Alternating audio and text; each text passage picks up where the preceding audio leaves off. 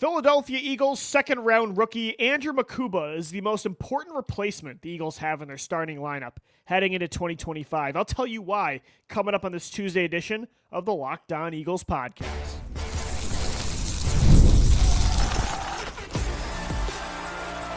You are Locked On Eagles, your daily Philadelphia Eagles podcast, part of the Locked On Podcast Network, your team every day. We thank you so much for making Locked On Eagles your first listen each and every day. Welcome in, Eagles fans, to this Tuesday edition of the show. I'm your host, Louis DiBiase, and today's edition of the podcast, we're going to talk about replacement value for Eagles starters, replacing other starters from 2024 heading into 2025, plus who's on regression watch for 2025, who could take the biggest step back from last year, and the Eagles are looking at new alternative ways to replace the tush push. We'll get into all of that and more coming up on today's edition of Locked On Eagles. But I really do believe of all of the new expected starters for 2025, and of course there are still training camp battles that have to take place. A lot of these players have to go earn it. They have to play well in the regular season as well to keep these jobs, or, Vic Fangio on defense. I would say Nick Sirianni on offense. They'll pull you. Like, they're not going to keep you out there based on name value, based on past reputation. But of all the expected new starters for the Eagles this season, I actually think it's a rookie. And no, it's not Jahad Campbell, the first-round pick. I think second-round rookie, Texas safety Andrew Mukuba, is the most important replacement player in 2025. I think he's more important than Kelee Ringo. I think he's more important than Jahad Campbell at linebacker if he has to play in place of Nakobe Dean. I think he's more important than Moro Ijeoma and Jalix Hunt on the defensive line, more important than Tyler Steen or Kenyon Green at right guard. I think Andrew Mukuba is filling the biggest void that was left by CJ Gardner Johnson. I think Gardner Johnson's departure could hurt this team more than anybody else leaving the building. They need Drew Mukuba to pan out more than any of those other replacement players that I'm talking about. Because without Milton Williams, for instance, at defensive tackle, you still have your alpha. Like, Milton Williams was amazing last year, but he was the Robin to Jalen Carter's Batman. You still have a top 3 defensive tackle in all of football in number 98. You still have one of the best run-stopping tackles in Jordan Davis. Moro Ijeoma, yeah, you're expecting him to be, I think, that second guy from a snap count perspective when it comes to that go-to pass rusher to take advantage of those one-on-ones that Jalen Carter is going to create for you. So Moro Ijeoma does have big shoes to fill. That was a very important role that Milton Williams had in 2024. But he's not the only option. You have Jalen Carter to replace that production, to step up even more than he did in 2024, which sounds crazy, but there is a ceiling still that Jalen can meet that he hasn't yet. I think he can be even better than he was last year. Jordan Davis can be a better pass rusher. Ty Robinson was a 4th-round pick that the Eagles are expecting to be a key part of that pass rushing rotation. Like, they have options on the interior of that defensive line. At right guard, you're going to be surrounded by 4 elite starting offensive linemen. Like, how important is it for that right guard to be a star? Like, yeah, you can't be a liability where pressure is getting to Jalen Hurts up the middle of the field all the time. But if you're just good, not great, like if you're a Tyler Steen and you've played the floor that you've been at the last 2 years, the Eagles will likely be fine. Jalix Hunt, kind of like Moro Ijeoma, expected to start, but they have Nolan Smith. Like, that's the alpha on the edge. They have Azeez Ojulari.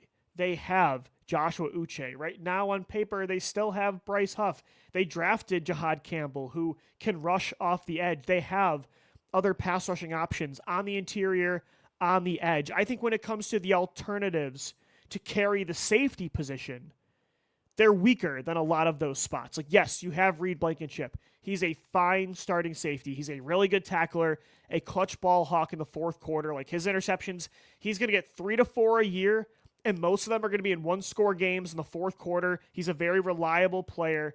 He's a really good leader. Darius Slay said himself, when he leaves Philadelphia, and he inevitably did this offseason, Reed Blankenship would be one of those new voices to step up as a big-time leader. Reed is going to hang on to that one starting spot. He'll hold down the fort at one spot. But when you look at 2023, when Reed Blankenship was the best thing you had at safety, when he was the only consistent guy at that position, it just wasn't good enough. I think Reed Blankenship, and I said it last offseason, I'll say it again now.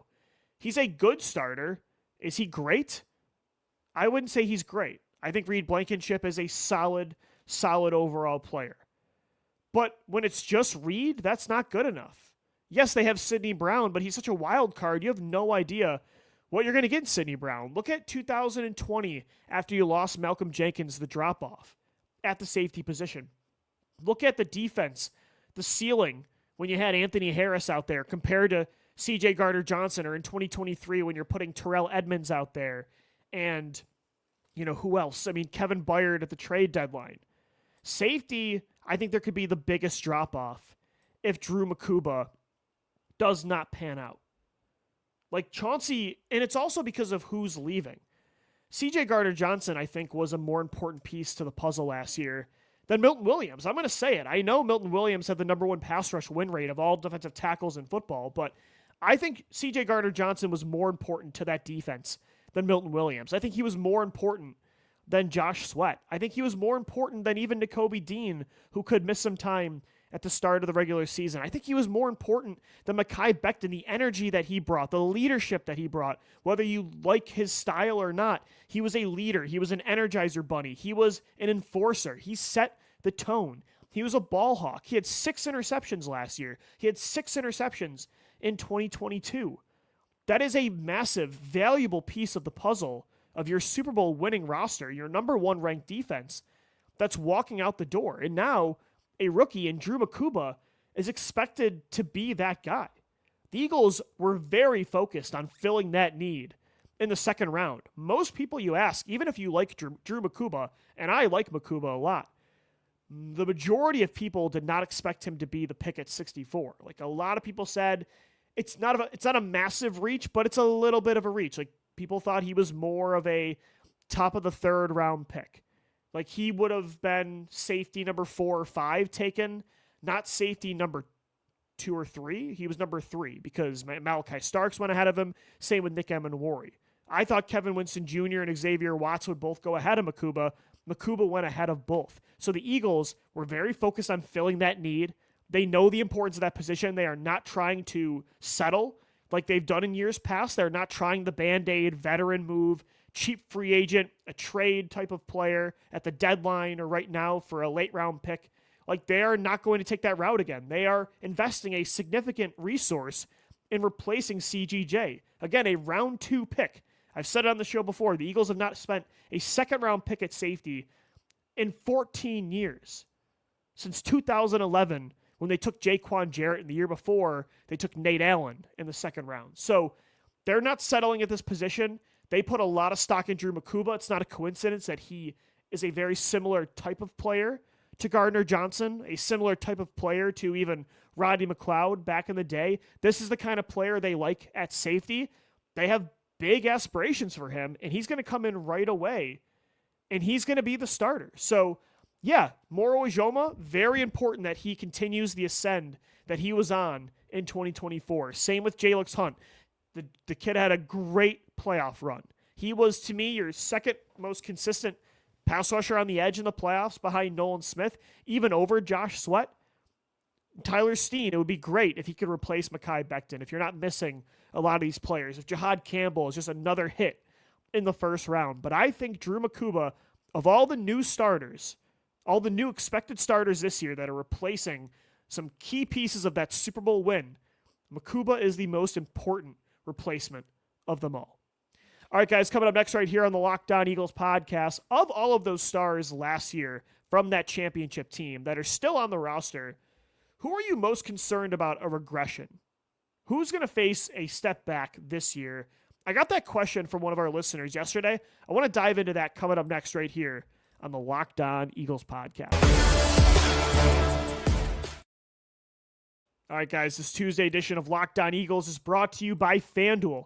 The NBA playoffs are in full swing. I just finished a crazy game watching Cavaliers-Pacers Game 2. The Pacers erased an 8-point deficit with under a minute to go. The playoffs have been amazing. Every night has delivered highlight-worthy performances, major momentum shifts, and can't-miss moments. I mean, last night you had the Nuggets buzzer beater from Aaron Gordon, Jalen Brunson playing hero against the Boston Celtics at TD Garden. Can't-miss moments every night, whether it's a game-winning shot or a breakout player. There's never been a better time to get in on the action, and you can get in on that action with FanDuel. They make it easy to stay in the game before tip-off and live. With player props, performance trends, and same-game parlays, fans have more ways than ever to play smart and to win big. New to FanDuel, it's the perfect time to sign up. Head to FanDuel.com and place your first $5 bet, whether it's on the team to win money line or going with some player props, some parlays. Perfect time to sign up. Head to FanDuel.com. $5 bet. You can get $200 back in bonus bets. Make every moment more with FanDuel, the official sports betting partner of the NBA. All right, so I'm not predicting that any player I'm about to talk about is going to take a step back in 2025, but the Eagles were one of the greatest teams in NFL history in 2024. That was one of the most perfect rosters ever constructed by an NFL general manager. Like what Howie Roseman did last year, we'll be talking about for the rest of our lives. They dominated the back-to-back Super Bowl champions that were going for a repeat. I know the score says 40-22. They won that game 40-6. That roster was perfect. Everybody, it felt like, was having career years. You're due for a regression back to the means this year. I'm not saying that means the Eagles aren't going to be a powerhouse this year. I'm not saying the Eagles aren't going to be the favorite to win the Super Bowl again, not just in the NFC, but the entire NFL. Like, they are set up to run it back and to try to make a repeat run. Like, way better setup than in 2018. I think there's a really good chance that I could be wearing another Super Bowl championship hat that looks different in 2026. But again, last year's team was so historic. So many guys were having all-pro seasons, career high seasons, and contract years. Gotta have it type of years. That not everyone is going to live up to that level of play again. Now, I'm not saying that everybody's going to be a bust in 2025. They're going to be bad players now suddenly. But I do think, again, some players will regress a little bit. I got this question asked by one of our listeners on our YouTube community page the other day, so I wanted to dive into it. Who of all of these players that had career years in 2024 is most likely to take a step back? Like, we've seen it before. 2018, Nelson Aguilar was still a good player, but he had a career year in 2017. Took a bit of a step back in 2018. Corey Clement led the Eagles in receiving as an undrafted rookie running back in Super Bowl 52 with over 100 receiving yards. I think he actually had 100 on the dot, had a receiving touchdown as well. 2018, suffered injuries, looked like he turned back into a pumpkin. Carson Wentz, the obvious one, MVP year in 2017. 2018 dealt with injuries, had some ups, but was a very sporadic up and down player, a high variance quarterback. 2023, James Bradbury. The guy was an all-pro in 2022. 2023, he couldn't stop a nosebleed. Darius Slay, another all-pro caliber season in 22. 2023, he was fine, and I think he struggled at the end of the year. Who could be that guy this year that takes a bit of a step back, even if it's not to the James Bradbury level? I don't think it's going to be one of the young guys. I don't think it's going to be Quinyon Mitchell. I think he's only going to get better. I don't think it's Cooper DeJean. It certainly is not going to be Nolan Smith or Jalen Carter. I don't think on offense it's going to be somebody like Cam Jurgens, who looked incredible last year as a first-time starting safety replacing Jason Kelce. Like, if Cam Jurgens had that kind of year last season with the pressure that was on his shoulders replacing a legend like Jason Kelce, year two, I don't think he's going to regress. If I had to predict one guy takes a bit of a step back, and I'm not saying he's going to be bad, I'm not even predicting that he is going to regress, but if I had to put my money on somebody, I would say it's Zack Bond. I think Zack Bond, I'd be the most concerned, could take a little bit of a step back in 2025. Again, it's comparatively speaking. It's compared to all the other great young players on this roster, on this defense. When you look at him versus the others, he is an older player. Even though he's still a couple years away from turning 30, he's one of your oldest starters on the defensive side of the football, which is incredible. So he's one of your older players. He's had just one really good year in his career. He got his money. I think it could be Zack Bond. I think like anyone can catch lightning at times. We've seen that with quarterbacks, with corners, with linebackers in Philadelphia. I'm not saying I think it's going to happen. I truly do think that Zack Bond found his best position, and he has thrived with Vic Fangio. Fangio saw Bond in New Orleans as an overhang edge rusher. He saw him in the wrong spot. So I'm not saying Zack Bond got lucky playing a new position and he's actually still an edge rusher at heart and he's going to go back to that kind of player and edge back up. Like, no, I don't think that at all. But like, I do think Fangio found him in a bad spot and put him in the right spot. And he put a player in the position to maximize his strengths and he became an all-pro. But if you told me that Zack Bond isn't an all-pro this year, like he's not the elite best linebacker in football in coverage against the run, getting after the quarterback, like he was the best linebacker in all of football last year in pretty much every category. If you told me he wasn't that guy again, I'd believe you. You know what I'm saying? Like, again, it's comparatively speaking, it's compared to all the other Eagles who I think are going to continue to ascend. A lot of these players on rookie contracts. Zack Bond is a little bit older.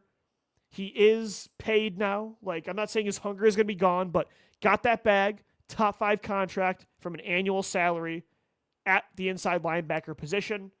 He's only had one really good year in the NFL of many. So I'm not predicting it. Maybe it's somebody like Nakobe Dean that comes back struggling from an injury. Jihad Campbell, his presence makes Dean regress a little bit because Campbell's been so good that Dean can't really get into a rhythm or stay on the football field because Jihad is that guy next to Zack Bond. But again, compared to these other players, like Zack Bond was playing at an all-pro level last year. So if anyone is going to regress back to the means a little bit, I'll still say he's a top 10 linebacker, but is he a top 5 player at his position? Maybe not this year. So again, I'm not predicting it. I'm not saying he's going to be, because James Bradbury is the worst case scenario. This was an older player that was an all-pro, got a change of scenery. Year 1 in Philadelphia, 2022, was a second-team all-pro. Then in 2023, he aged quickly, was a liability as a starting corner. That's the worst case scenario for Zack Bond. I don't think he's going to be that. But will he be an all-pro again? I'm not sure. That'll be something interesting. Again, he's only been an inside linebacker for 1 year, and maybe he's just scratching the surface. Maybe he can get even better. Like, maybe this is Zack Bond, and Fangio truly struck gold. He found an all-pro inside linebacker stuck in the wrong position. Maybe that is the case. But again, comparatively speaking, compared to these other players on the offensive side of the football, I don't know where the regression would come there. Defense, I think it's Zack Bond. But again, I think he's going to be amazing this year. I said it yesterday. I think him and Jihad Campbell have the potential to be the best starting linebacker duo in all of football. I love that somebody said it could be Vic Fangio's new Navarro Bowman and Patrick Willis. I could totally see that. But if somebody took a little bit of a step back in 2025, I'll predict it's Zack Bond. I was asked the question. I'm not predicting this, but I think it would be Zack Bond. All right, guys, we'll wrap up this Tuesday edition of Locked On Eagles. Coming up next, Jeffrey Lurie had some interesting things to say about a certain position when he was on Sports Radio 94 WIP yesterday on Brandon Graham Day, 5/5/25. I'll get into that and why it's intriguing to me. We'll get into that coming up next right here on the Locked On Eagles podcast. Today's episode of the Locked On Eagles podcast is brought to you by the Skylight Calendar. Say goodbye to sticky notes, scribbled plans on the fridge, and overlapping calendar invites.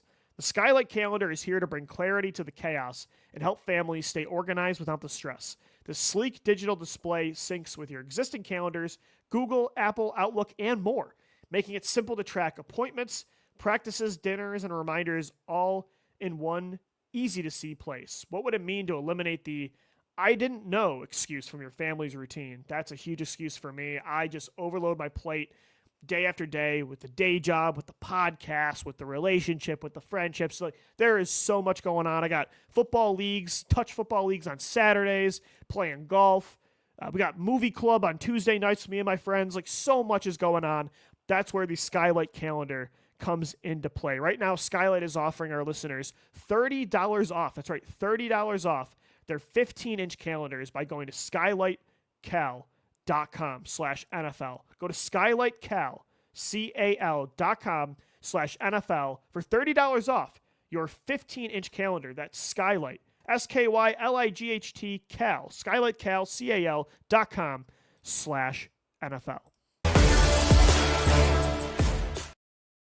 All right, guys, we're wrapping up this Tuesday edition of your daily Philadelphia Eagles podcast, Locked On Eagles. Thanks so much for making us your first listen each and every day. Make sure your second listen on the Locked On Podcast Network is the Locked On NFL Scouting Podcast with our guys Joe Marino and Kyle Krabs, continuing to recap what was a crazy 3 days of the 2025 NFL Draft. Expectations for those rookies heading into year one. Expectations for year two players, including a lot of guys in Philadelphia.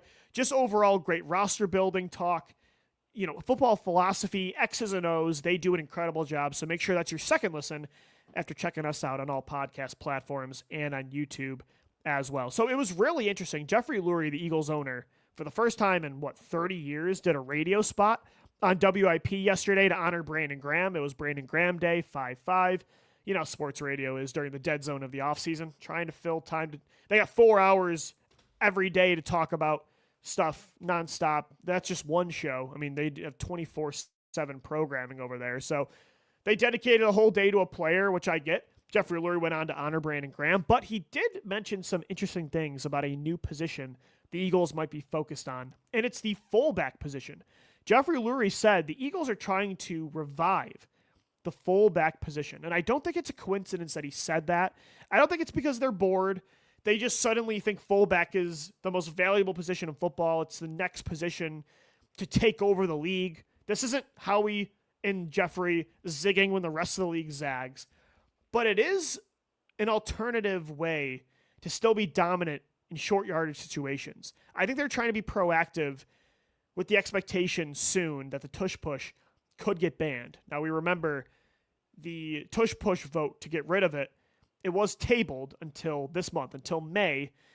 It didn't receive the votes. I thought that just means it loses until the following year. But I guess the NFL could say, nope, never mind. It didn't win, so we're going to hold off and retry in May when we can try to convince owners to get rid of the play. But I digress. It's not a coincidence that Lurie talked about fullback in May when this ruling is going to come. Adam Schefter talked today again about how he thinks the tush push is going to get banned this month. So the fact that he's talking about reviving the fullback position, trying to find other ways to be really good in short yardage situations on offense, like that doesn't surprise me at all. They're clearly planning for life without the push, and they're searching for alternatives. Now, I think the Eagles with Jalen Hurts, with an elite offensive line, with the timing, the chemistry that Cam Jurgens and Jalen Hurts have, pre-snap, post-snap, inertia in a hold as a whole. I think overall there's still going to be a quarterback sneak offense that converts those plays 90+% of the time. Now, will it be as effective as the tush push? Maybe a team stops you a couple more times a year. But there's still, if they want to get if it's 3rd and 1, 4th and inches, I think 90+% of the time, the Eagles are going to get it. The push, as I've said on the show before, it helps, but it's not what makes the play special in Philly. It's your 600-pound squatting quarterback, and it's your elite, giant, powerful offensive line. But if they don't want to always use Jalen Hurts, put him in harm's way with the quarterback sneak, now that he won't be as protected with multiple guys pushing him from behind, a fullback is an interesting option. They converted Ben Van Sumeren from inside linebacker a couple years ago to fullback. After they extended him last year, they actually listed him full-time as a fullback, not as a linebacker fullback hybrid. So they have BVS. They're planning on moving forward with him at that position. They brought in Harrison Bryant at tight end. He has halfback experience. He's a bigger player. Ty Robinson even is a guy. Like, if they want to go with that, remember when the Chicago Bears back in the 80s used the fridge at fullback? They used that giant fullback package. If they want to take that route, I can see why they're exploring using the fullback position more. What if they said, let's put Jordan Mailata there. He was a rugby player. Let's throw somebody else, kick him over at left tackle, right? We'll put Tyler Steen over at left tackle, or whoever your primary backup tackle is, Darian Kennard. Jordan Mailata is going to come through the A-gap as a fullback, as a lead blocker, or hell, we're going to give him the football. What if you said, let's put Jordan Davis at fullback. Or your 4th round pick, Ty Robinson out of the University of Nebraska, a defensive tackle, but it's 6'5", nearly I can't remember how much he weighs, but he's a big dude. He played red zone fullback at times for Nebraska. So between Mailata, Jordan Davis, Ty Robinson, obviously BVS is going to be their traditional fullback this year. I think you could use, Kalen, Bryant, one of those backup tight ends at the position. But you could also go creative. Go with one of those big boys. Mailata, Davis, Robinson. I think the Eagles are going to explore that option more. I think you will see Saquon Barkley at times have a lead blocker. I do think that's something they're going to consider. I would love them to consider mentioning those big guys. What if you just said, let's have Mailata in practice direct snaps. And sometimes instead of it being Jalen Hurts, we just have, okay, you want to get rid of the tush push? Fine. Here's our 6'8", 300-plus pound left tackle that can move. He's not going to be just a stand-up statue that can't get over the line of scrimmage. We're going to put that guy under center. Good luck. You want to get rid of the push? Fine. Do you think that's going to cause injuries? Here comes Jordan Davis taking a direct snap. I would love it. I think that would be a great middle finger to the NFL if they get rid of this play. The Eagles are still going to be the best short yardage offense in football, whether you like it or not, whether you take the tush push away or not. But I like to see that Jeffrey Lurie and the Eagles, they are trying to get creative. They are trying to plan for life without the push, because although I think it's totally unjust and all of the reasons are they're wrong, they're not correct, they're all based off of excuses, based off the real underlying jealousy the NFL has for the Eagles towards this play. Despite all of that being said, I do think the play will likely be removed. I don't think it's a coincidence the Eagles are talking about fullbacks this month when that vote will continue. Adam Schefter said again today on The Fanatic, he expects the play to get banned, so I think that's coming, but I think the Eagles are going to try to revive fullback. Go back to the old days of Leonard Weaver, Owen Schmidt, Stanley Havili, wasn't he? I think he was the last traditional fullback the Eagles drafted, right? Out of USC. Going back to the old days. Old school ground and pound football. The Eagles did it last year, and I think they might double down on that again in 2025. We'll see. All right, guys, that's going to do it for today's edition of Locked On Eagles. Thanks so much for making us your first listen each and every day. We'll see you tomorrow. Until then, thanks as always for downloading, watching, and listening, and let's go Birds. Fly, Eagles, fly.